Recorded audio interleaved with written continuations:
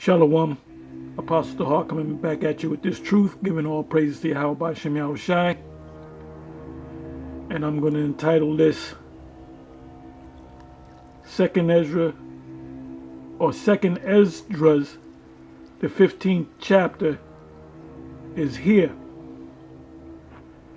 And this is from an article entitled, I'm going to read the headline, Dystopia, Venezuelans are now killing cats, dogs, and birds for food because socialism can't provide.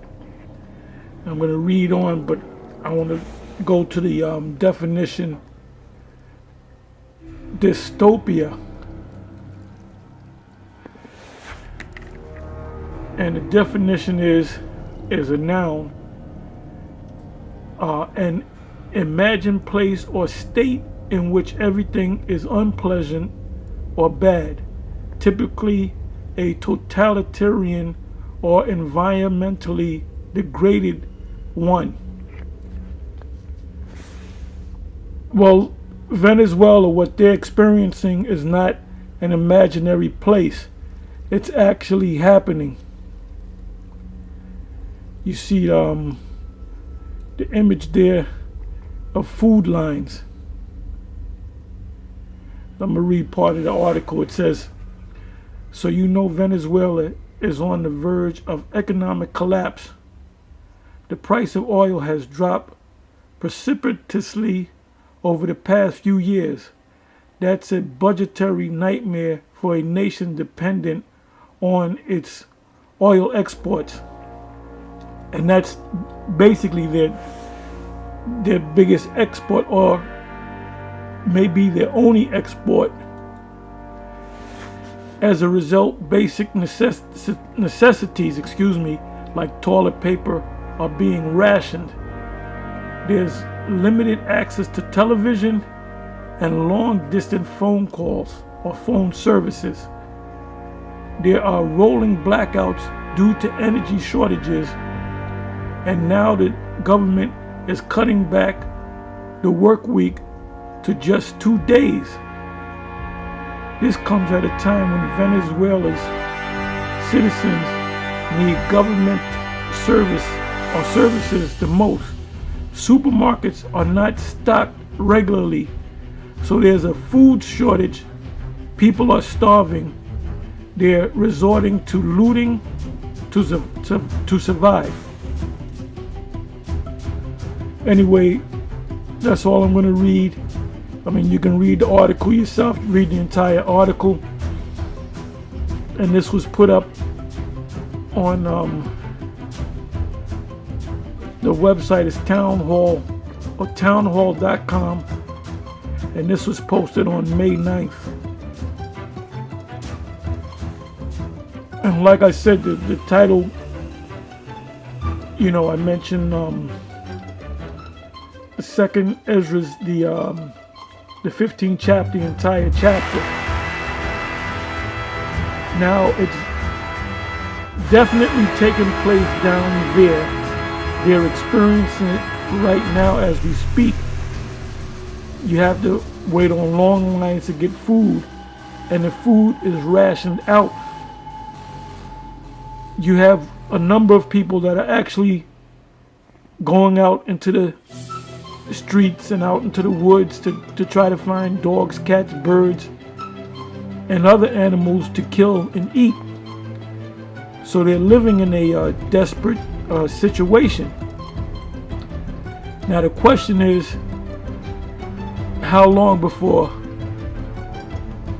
we here in the USA or America or North America will we start to experience this? Because when you read the that particular chapter that I mentioned, Second Esdras, the 15th chapter, it goes into detail as to what's going to happen in the near future. Now, whether it will hit the entire United States or various parts of the United States, we will find out in the near future.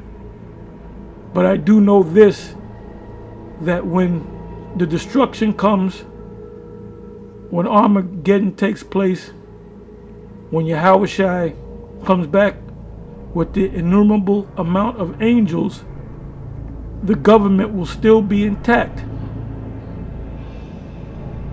So, that's all I'm going to say on that. The prophecies are definitely coming to pass. When you read Habakkuk, the 2nd chapter, when it speaks about,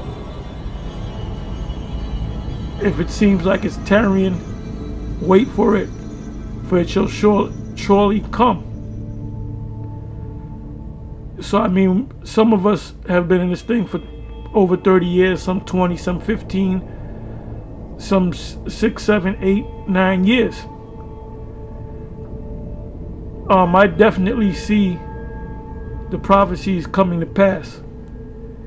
And like I always speak on, when they actually start making it mandatory to receive the microchip, the RFID microchip, which is the mark of the beast in Revelation the 13th chapter, then we know we're almost out of here, because when that happens, everything is going to move quickly. In my estimation, it would be a matter of months before the destruction comes. It could be 3 months, 6 months, 8 months, 9 months. But we're very close to the end.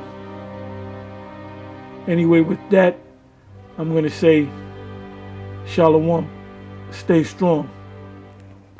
This system is going down, and the Most High is getting ready to establish the kingdom of heaven on earth.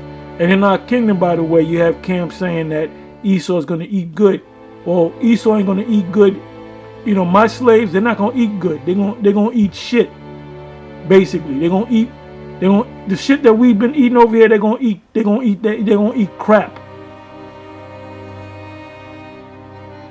And they're not going to have any. Well, they're going to have one day off. That's the Sabbath. And they're going to actually honor that Sabbath, and they're going to look forward to that Sabbath, because that's the only day they'll get to rest. In certain and high holy days, they'll be able to rest. So they're going to love them high holy days. But as far as the other days go, they're going to dread that sun going down,